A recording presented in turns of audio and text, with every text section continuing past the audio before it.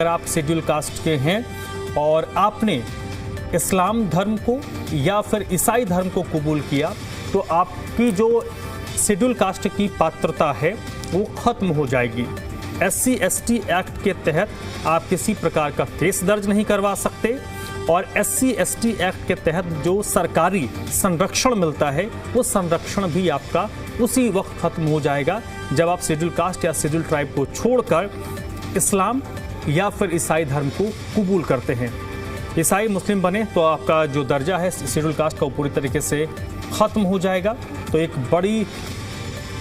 बड़ा फैसला है और देश में कई ऐसे संगठन हैं जो इसकी मांग कर रहे थे और लॉन्ग रन में अगर आप देखें तो ये कहीं ना कहीं एक ऐसा फैसला है जो उन लोगों को राहत देगा या उन लोगों की मांगों को कोर्ट ने आज सुना है जो इसके खिलाफ लड़ाई लड़ रहे थे, क्योंकि धर्मांतरण के लिए ये एक बड़ा औजार माना जाता था और कुछ लोग कहते थे कि इससे डेमोग्राफी भी बदल रही है। अरविंद सिंह का सीधे रुख कर लेते हैं इसी पर ज़्यादा जानकारी के लिए। अरविंद, ये जो आज सुप्रीम कोर्ट का फैसला है, इस फैसले को लेकर कई संगठन, कई लोग लगातार कानूनी लड़ाई को लड़ रहे थे। संभवतः आज उनकी मांगों पर कोर्ट की मुहर लग गई है।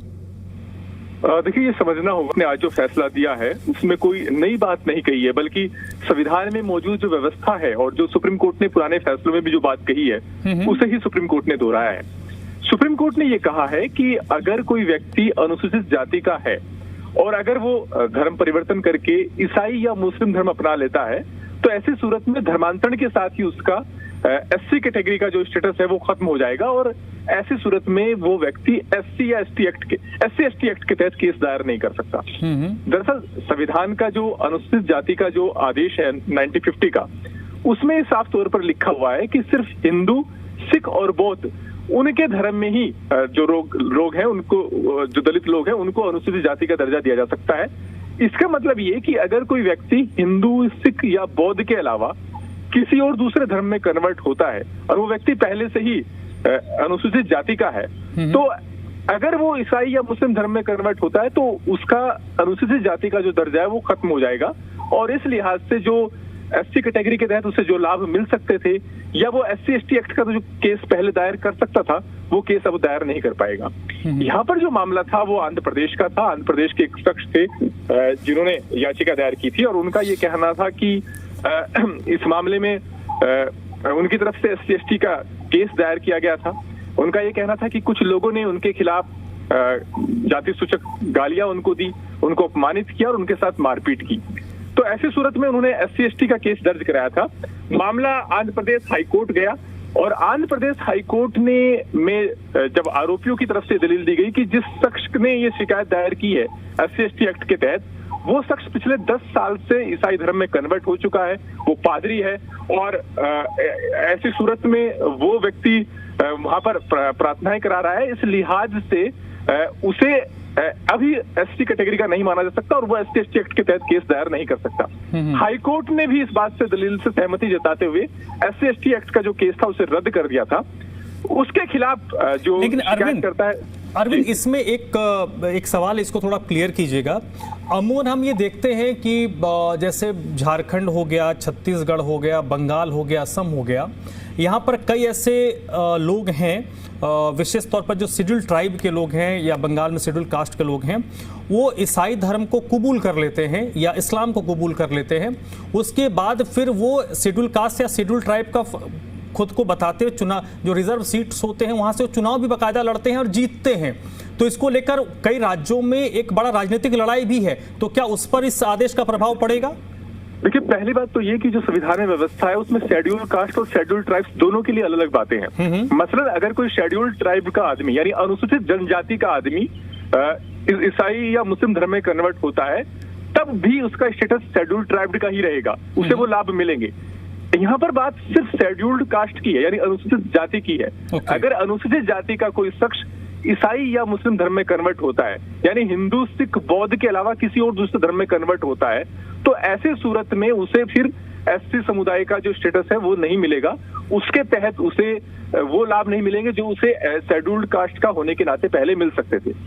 आज सुप्रीम कोर्ट ने साफ किया है कि ऐसे लोग SC/ST एक्ट के तहत भी केस दायर नहीं कर सकते। आज की जो व्यवस्था है वो भी सिर्फ अनुसूचित जाति यानी सिर्फ SC समुदाय के लिए SC के लिए। अब सवाल ये रहा कि क्या ऐसे लोग रिजर्वेशन का फायदा उठा सकते हैं, नहीं उठा सकते। हालांकि ये मामला अभी भी सुप्रीम कोर्ट में पेंडिंग है और सुप्रीम कोर्ट उस पर अलग से विचार कर रहा है कि क्या ऐसे लोग जो SC समुदाय के हैं लेकिन बाद में उन्होंने ईसाई या मुस्लिम धर्म कन्वर्ट कर लिया, क्या उनको रिजर्वेशन का भी फायदा मिल सकता नहीं मिल सकता। ये मामला अभी भी सुप्रीम कोर्ट में पेंडिंग है। लेकिन अभी की जो व्यवस्था है संविधान में, उसके मुताबिक व्यवस्था यही है कि अगर SC समुदाय का व्यक्ति हिंदू, सिख या बौद्ध के अलावा किसी दूसरे धर्म में कन्वर्ट होता है तो उसका SC का जो स्टेटस है वो खत्म हो जाएगा। बहुत बहुत शुक्रिया अरविंद आपका इस पूरी बातचीत के जानकारी के लिए। तो देखिए, सुप्रीम कोर्ट ने आज एक, जैसा अरविंद बता रहे थे कि आंध्र प्रदेश का एक मामला था, इसमें एक शेड्यूल कास्ट के मामले पर सुनवाई करते हुए कहा है कि अगर कोई शेड्यूल कास्ट का शख्स धर्म परिवर्तन करके इस्लाम को कबूल करता है या ईसाई धर्म को कबूल करता है तो SC के तहत, जो शेड्यूल कास्ट के तहत जो उसको संरक्षण मिल रहा है वो संरक्षण स्वतः खत्म हो जाएगा।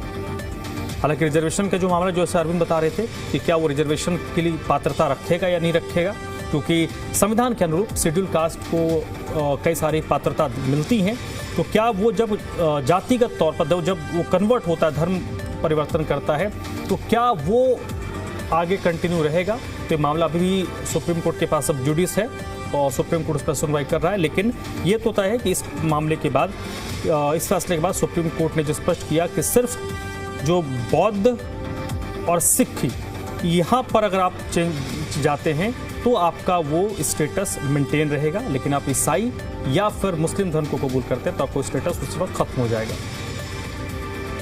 महत्वपूर्ण जजमेंट दिया है सुप्रीम कोर्ट के। आज के जजमेंट ने ये ले डाउन किया है कि जो शेड्यूल कास्ट और शेड्यूल ट्राइब वाला जो एक्ट है 1989 का, जिसमें जो व्यक्ति पीड़ित है और जो कंप्लेंट फाइल कर सकता है, वो कंप्लेंट कौन फाइल कर सकता है, इसका इश्यू था। पॉइंट ये था कि जो कंप्लेंट फाइल कर रहा है वो व्यक्ति अगर SC और ST नहीं है तो क्या वो कंप्लेंट फाइल कर सकता है। हाई कोर्ट ने, आंध्र प्रदेश की हाई कोर्ट ने ये कहा कि वो कंप्लेनेंट, हमारे केस में ऐसा हुआ था कि जो व्यक्ति SC ST था, दलित था, वो 10 साल पहले कन्वर्ट हो चुका। कन्वर्जन के बाद उसने क्रिश्चियनिटी को एक्सेप्ट कर लिया।